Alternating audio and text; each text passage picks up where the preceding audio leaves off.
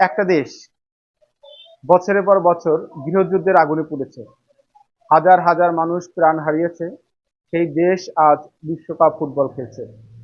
হ্যাঁ, আপনি ঠিকই ধরেছেন, আমি বসনিয়া হার্জেগোভিনার কথা বলছি। 1992 থেকে 1995 সাল পর্যন্ত রক্তক্ষয়ী গৃহযুদ্ধে বিধ্বস্ত হয়েছিল দেশটি। স্টেডিয়াম ধ্বংস হয়েছিল, খেলোয়াড়রা শরণার্থী হয়েছিল, ভবিষ্যৎ ছিল অনিশ্চিত। কিন্তু তারা হাল ছাড়েনি। জাতি, ধর্ম আর বিভেদের দেয়াল ভেঙে তারা দেশের জন্য একসাথে দাঁড়িয়েছে। ফলাফল 2026 সালের বিশ্বকাপ মঞ্চে জায়গা করে নেয় বসনিয়া। এর আগেও তারা বিশ্বকাপ মঞ্চ মাতিয়েছে।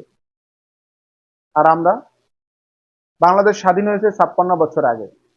আমাদের নেই যুদ্ধ বিধ্বস্ত অবকাঠামোর সেই অধ্যায়। তবুও ফুটবলে আমরা এখনো বিশ্ব মঞ্চ থেকে অনেক দূরে। কারণ আমরা এখনো ব্যস্ত কে কোন ধর্মের, কে কোন জাতের, কার আত্মীয় কে, কার দল, আর কে কোন দেশের সাপোর্টার। যেখানে উন্নত দেশগুলো প্রতিভা খুঁজছে, আমরা খুঁজছি পরিচয়। যেখানে তারা খেলোয়াড় তৈরি করছে আর আমরা তৈরি করছি বিভাজন। ফুটবল শুধু 11 জন খেলোয়াড়ের খেলা নয়, এটি একটি জাতির মানসিকতার প্রতিচ্ছবি। যেদিন বাংলাদেশ ধর্ম, জাতি আর স্বজনপ্রীতির ঊর্ধ্বে উঠে যোগ্যতাকে মূল্য দিতে শিখবে, সেদিন হয়তো বিশ্বকাপের মঞ্চে উঠবে লাল সবুজের পতাকা। প্রশ্ন হলো, আমরা কি সত্যিই সেই পরিবর্তনের জন্য প্রস্তুত? কমেন্টস করে জানান।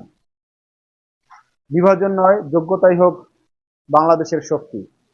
ভালো থাকবেন, কথা হবে আবার।